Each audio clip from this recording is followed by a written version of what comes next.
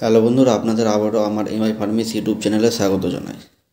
আজকে আমরা একটি প্রেসক্রিপশন সমাধান করার চেষ্টা করব, যেটা হাসপাতাল ওয়ার্ড থেকে পেয়েছি। যেখানে আমার ট্রেনিং চলছে সেই হাসপাতালে ওয়ার্ড থেকে। আমি একজন ট্রেনি ফার্মাসিস্ট। তো আপনারা যে প্রেসক্রিপশনটা দেখতে পাচ্ছেন, সেই প্রেসক্রিপশনটা নিয়ে আমি আলোচনা করব। সেটা 2 বছর 8 মাস শিশুর, যার সেক্স হচ্ছে মেল। এই প্রেসক্রিপশনটায় আপনারা জানতে পারবেন বাচ্চাটির হাতের একটি নির্দিষ্ট অংশে জখম হয় এবং সেই জখম অংশটি ভালো মতো ড্রেসিং এবং পরিষ্কার করার পর ডাক্তারবাবু সেই বাচ্চাটিকে কিছু ওষুধ খাওয়ার জন্য এবং ড্রেসিং করার জন্য একটি অয়েনমেন্ট দিয়েছেন। সেই ওষুধ এবং অয়েনমেন্ট সম্পর্কে বিস্তারিত জানব। তো ভিডিওটি প্রথম থেকে শেষ পর্যন্ত দেখবেন। আর আপনি যদি আমার চ্যানেলে প্রথমবার হয়ে থাকেন তবে অবশ্যই চ্যানেলটি সাবস্ক্রাইব করবেন। তো চলুন ভিডিওটি শুরু করি। প্রথমে দেখুন, এখানে ক্লিনিক্যাল নোটের মধ্যে C/O লেখা আছে। এর মানে হচ্ছে কমপ্লেন্টস অফ। এর নিচে কাট ইনজুরি লেখা আছে। তো পেশেন্টের কাট ইনজুরির জন্য প্রথমে ডাক্তারবাবু ড্রেসিংয়ের পরামর্শ দিয়েছে। তো প্রথমে ভালো মতো ড্রেসিং করতে হবে বেটাডাইন লোশন বা অকাডাইন লোশন দিয়ে, যার মধ্যে প্রোভিটিন আয়োডিন থাকে, সেটা দিয়ে ভালো করে ড্রেসিং করতে হবে। এরপরে ডাক্তারবাবু প্রথমে যে ওষুধটা খাবার জন্য দিয়েছে তার নাম হলো ট্যাবলেট PCM কিট, যেটা খাবার নিয়ম বলেছে TDS-PC। TDS-PC একটি ল্যাটিন শব্দ। TDS মানে দিনে 3 বার, PC মানে হচ্ছে খাবার পর। এখানে PCM মানে হচ্ছে প্যারাসিটামল। ডাক্তারবাবুরা প্রেসক্রিপশনের মধ্যে শর্টভাবে প্যারাসিটামলকে PCM লেখে। তো এই প্যারাসিটামল কিটটার মধ্যে প্যারাসিটামল 125 মিলিগ্রাম থাকে। এটা বাজারে অ্যাডমল জুনিয়র নামে পাওয়া যায়। এটা হচ্ছে ডিসপার্সিবল ট্যাবলেট, যেটা জলে গুলে খাওয়ানো যায়। এছাড়াও P125 নামে পাওয়া যায়। এটা দিনে 3 বার খাবার পর খাওয়ানোর কথা বলেছে। প্যারাসিটামলকে অ্যানালজেসিক এবং অ্যান্টিপাইরেটিক বলে। অ্যানালজেসিক মানে হচ্ছে ব্যথা কমানো, অ্যান্টিপাইরেটিক মানে হচ্ছে জ্বর বা তাপ সেটাকে কমায়। অ্যান্টি কথার মানে হচ্ছে কোনো কিছুর বিরুদ্ধে, আর পাইরেটিক মানে হচ্ছে এখানে জ্বর। তো জ্বর হলে সেটা বিরুদ্ধে কাজ করবে, মানে জ্বরটাকে ভালো করার জন্য এই প্যারাসিটামলটি দেওয়া হয়। বাচ্চাদের যেহেতু জখম হয়েছে সেই জন্য ব্যথা হতে পারে, আর ব্যথার কারণে অনেক সময় জ্বরও আসতে পারে। তার জন্য এই সিরাপটি দিয়েছে।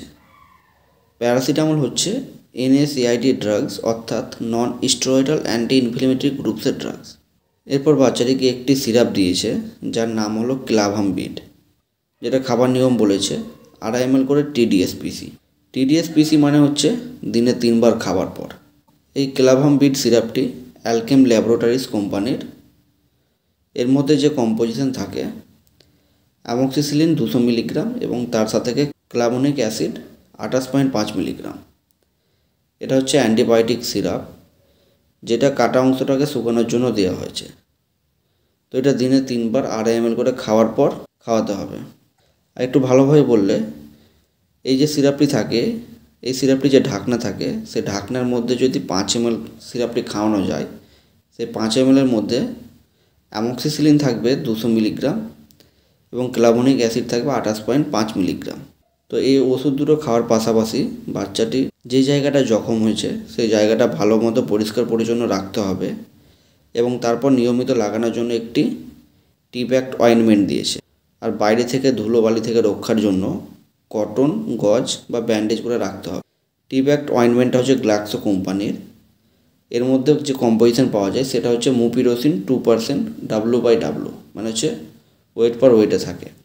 এটা এক ধরনের অয়েনমেন্ট, যেটা ব্যাকটেরিয়াল ইনফেকশনকে ট্রিটমেন্ট করার জন্য বা ঘা শুকানোর জন্য দেওয়া হয়।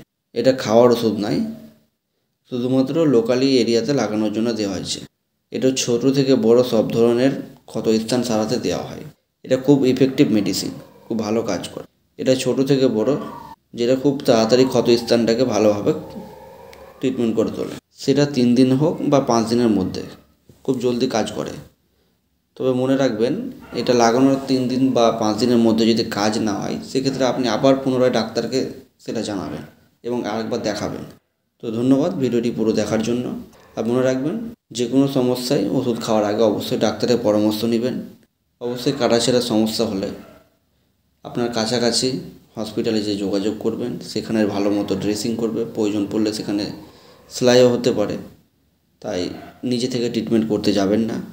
তো এই ভিডিওটি কেবলমাত্র আপনাদের তথ্যের উদ্দেশ্যে বানানো হয়েছে। আমার ভিডিওটি ভালো লাগলে অবশ্যই লাইক করবেন এবং এরকম ইনফরমেটিভ ভিডিও পাওয়ার জন্য আমার চ্যানেলটি সাবস্ক্রাইব করবেন এবং বন্ধুদের মধ্যে শেয়ার করবেন। ধন্যবাদ।